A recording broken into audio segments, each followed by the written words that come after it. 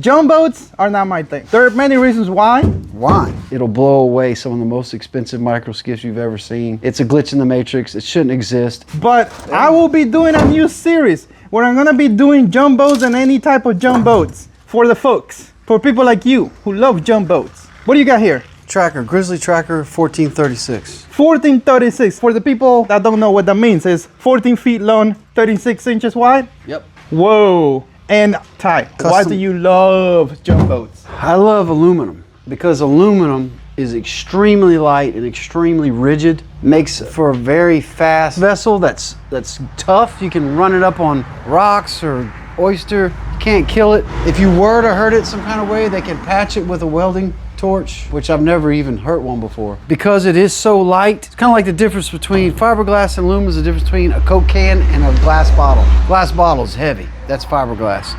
Coke can blows in the wind like a leaf. Super light. So because it's so light, you can power down. So like this 9.9 had us going roughly 15 miles an hour, two guys roughly averaging 400 pounds, 200, upwind 15, downwind 20 miles an hour. And it wasn't such a, like, it wasn't flat. We were hitting stuff. We were going into the wind. It was like this, like going through a rough terrain. And that's one of the reasons why sometimes I prefer plastic, because the ride is smoother. How do you say that? It's smoother. Yes. But it's slower, it flexes, it's way heavier, and it will not haul. I only fish calm days, generally speaking anyway, and me and my wife are going 22 miles an hour, two people with a 14 foot with a 9.9. No, I bet if you have a normal sized human that doesn't weigh 259 pounds, only 215 by the way, but I'm way heavier than I should be. So if I lose 35 pounds, I bet we could get to 22. I actually have a buddy that lost 100 pounds just so he could ride in this boat with me. Oh, you know what? I should have set that goal. Lose 35 pounds so I get to ride on this boat with you. Too bad we already did it. We already did it though, yeah. Yeah, and we survived. Yeah, we did. Now, can you walk us through this boat? Because I see that you added a few things here. I see people dropping boat-like money into their jumboats. They go to TV Nation, which I love those people. They also sell the on-the-fly jack plates. The reason I have this boat is because I'm a huge fan of technical poling skiffs like Hell's Bays, right? So the original Hell's Bay was designed by Flip Pallet. Flip Pallet was a big fly fisherman, was huge in taking John boats into the Everglades and fly fishing off of them because they would go in 3 inches of water and they were light. You could push pole them very easy. So you're basically looking at the original Hell's Bay. The only thing he did not like about a John boat, like you said earlier, is that going into a chop to get across the big water, it was a little bit of a slap. Didn't like that. So he invented a fiberglass boat that would cut the chop that acted like a John boat once you got back there. Problem with that is that a Hell's Bay 16 feet long could cost, in carbon fiber, could cost you $60,000. Pick this up on the side of the road, a 1436 for $300 or $400, and it will perform better poling than the $60,000 Hell's Bay. Will it run as fast? No.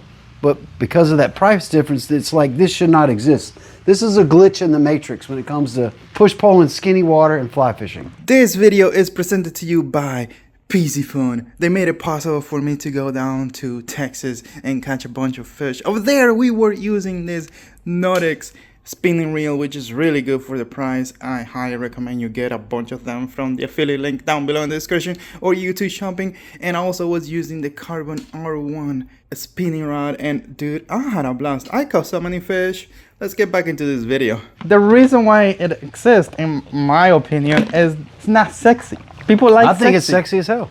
I know, but not many people think it is. Well, actually, let me rephrase that, because jumbos are very popular. But look, I'm from Louisiana. Every driveway's got 2 John boats in it in Louisiana. Every exactly, driveway. I was gonna say because that. everybody duck hunts, everybody deer hunts, everybody squirrel hunts. There's water everywhere. This is the most universal boat that you can use in calmer water. There's not any wind in Louisiana to speak of, relatively speaking, and bayous, canals, marsh. I grew up fishing John boats in the marsh. I needed to rephrase what I said earlier. They're super popular, but since everyone could have them and have them, nobody talks about it. It's kind of like commodity. So it's kind of like, yeah, we love jumboats, but you know, it's everybody has them. You know, and humans are like that. Because right now, if that kayak gets super popular and everybody wants to have it, even if it's not the best tool for the job, people will get that because it's the new thing. Well, here's the problem. If you grow up push poling a john boat, running john boats, fishing, hunting out of john boats, it becomes a standard. You have an expectation. So if it's inexpensive and it's performing like a bat out of hell, and then somebody builds something that costs 10 times more and is not performing like the non-sexy john boat like you're saying, you're kind of going, hey, wait a second, I could just go get me a john boat. If you don't have this as a point of reference, you're not going to know what's awesome and what's not awesome anyway. So I get this coming a lot. If I'm gonna buy a kayak for $10,000 or $5,000 or even $3,000, everybody says just get a john boat. And I always push back against that, right? But I also think, do you think those people telling me to buy a john boat actually are using a john boat? Probably so, because like you said, it's the most popular platform. And if you grew up with john boats, you have an expectation. It better be as good as a john boat, or why spend the money? I need to do more research on it. Now, this john boat is a big one. It's, what is it, 14 foot? It's small. Well, compared to the 10 footer that you could just... I just sold a 19. 19? Big one? I just sold a 19 with a center console. And you know how much water it floated in? How much? 2 inches. 2 inches. If I had everybody get out, I pushed it off a sandbar in 2 inches of water. Okay. 19-foot center console. But can I put this john boat on the bed of your truck with the bed extender? Without that motor, yeah. Without the motor? Stripped down, yeah. Right. I have a 12-foot that I threw in the back of my truck by myself and took it to your house. So you don't necessarily need a trailer to use a 14-foot john 12 boat. to 14, 10, 12, 14, no. But once you, I mean, you could lift this, but it's a headache. You don't want to do that. Lifting one of these things broke my back, so don't. All I did in Miami was bring a trolling motor. Because they're so light, a 55-pound trolling motor and a 12-foot john boat will get it pretty good, and you can go all day long. So now, I think another reason why people don't really talk about john boats or push them, I'm talking about people like myself, content creators and the media, and fishing media and stuff, is because there's little money on a john boat. You could get them for $300 off the street. That's good. But if you cannot make money on something, you wouldn't push it. But it's kind of like we were talking about acid reflux this morning. yes. I can go to the doctor and I can get all kind of Pfizer products that cost thousands of dollars, or I can get a glass of mint tea. And the mint tea actually worked. It took away the thing. I haven't felt it since I started drinking it. And I've been eating a lot. You could tell by the size of my stock belly. just went down today, but yeah, but see, who's healthier? That's the problem with the medical business. They want you sick, so you keep spending money. And that's the problem john boats have. You just spend $300 and you get a good boat, right? So it's a glitch in the matrix, bro. That's all I'm saying. It's a glitch in the matrix. But this is what scares me about john boat, though. I was here yesterday, and we didn't take in water because you're an expert. You slow down with the wave coming in. You roll over the wave instead of through it, like you knew what you were doing. Me, I don't pay attention. I just go. So I could have this thing floated with water in no time, and then what happens? I know I could put a bilge pump, but I don't want to be relying on that. What's wrong with a bucket or a milk jug or it's the user. That's the problem. You know, well, like everything has limitations. This is not an open water boat necessarily. I would not run this in wide open bays and lakes, and it's a backwater boat. It's a backwater boat. That's actually, I just had a comment.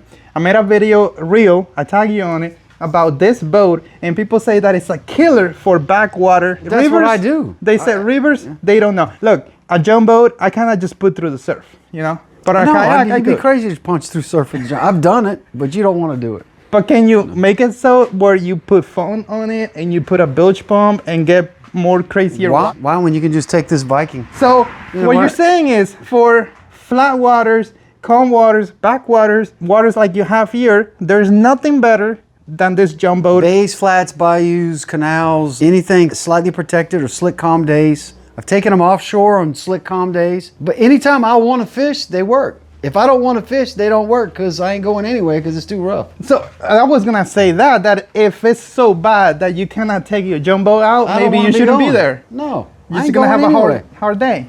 I ain't going nowhere. Yeah, you're putting yourself in danger. It's no fun. I like to have fun. Here's what I'm gonna do. I could probably pick one up for maybe $500 with title in Miami, and I'm gonna build it up. And I'm gonna make a series. And since I'm gonna be the one fishing up on it, I'm gonna put a few cudas on it, then the price of that john boat is gonna increase tenfold. Once you put a cuda in it, I caught some cudas in my 12-foot down there. Yeah, it made it special. Yeah. So the other thing is, I mean, so we have, it could take in water, the ride could be rough, and there was a third thing. But that's why I use a 36. I mean, yeah, a 1436 because it's a narrow boat and it cuts the chop better than a wider Like a 56. So me as a newbie, what should I start with? A 10, a 12? Well, what are you trying to carry? Yourself only? I'm probably gonna put on a trailer. Yes, probably just me. I would do a 12-foot, no trailer. 12 foot, no trailer. Nope, trailer's a hassle. Boom. I do wanna flip it though. How hard would it be to recover it? You'll sink it. I mean, it'll fill with water and just sit there. And then you won't be able to unless you brute force or you put some inflating thing. You're talking about crazy stuff I've never done in 56 years of life. I don't know. You know, you're talking about just stuff that don't even. I don't know. I just thought, like, what happens if I flip out on my jumbo? How are you gonna flip a John boat? You can let you try. Oh no, there's some sketchy stuff happening. Well, first of all, you got to learn how to, navigate a boat. Yeah. I mean, you got to take your time. You got to go on nice days. You can't be crazy. Have you seen those videos on social media with 200 on a jumbo and the boat goes like this? They're asking for it. They're being exactly. What happens if they ask for it? But hey, this platform here, what is this for? That's scrap plywood I found in the yard because the seat only came to here. My wife's like, I need like a little bit more space. I didn't want to add more weight, so I just did some 3/4 inch plywood and extended it out just a little bit. We stand up there. We'll even put this cooler. Sometimes my wife will put this cooler here and stand on here, and I stand on that cooler, and we do a sideways drift when we side cast. She'll walk the dog, have 2 or 3 reds behind the plug, and I'll put a fly behind the plug. You wouldn't want she and I in a tournament. And you have this thing clean and not too much stuff going on. The coolers you could remove, the PFD, all that stuff is not overdone. It just perfect. Well, I don't understand why. I mean, for me, everything you add makes the boat less fishable. Every boat I have is stripped as I can get it. Anything sticking up is just a hazard. It catches fly line. It catches rods. I don't want nothing sticking up. Look at a $60,000 Hell's Bay.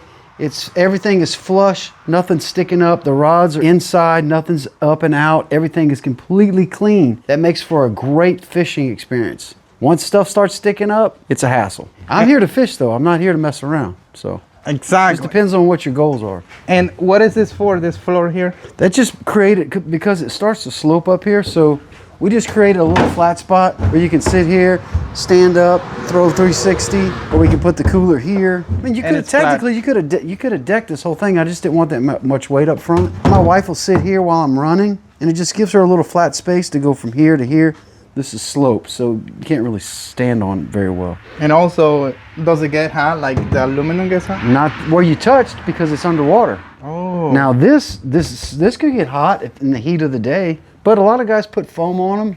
Me, I just stand on the coolers all day. That's right. If you're thinking about getting a micro skiff, I highly recommend you look at 10, 12, and 14-foot aluminum boats. These are all carryable by yourself or with one other person, and they all go in the back of the truck, and they all don't need a trailer. 10, 12, 14, and I think it'll blow your mind. You can get them on the side of the road underneath a tree leaning against the fence for $200, $300, $400 all day. It's a glitch in the matrix. It shouldn't exist. It'll blow away some of the most expensive micro skiffs you've ever seen, and it's just something that is just highly, highly overlooked because they're common. Boom.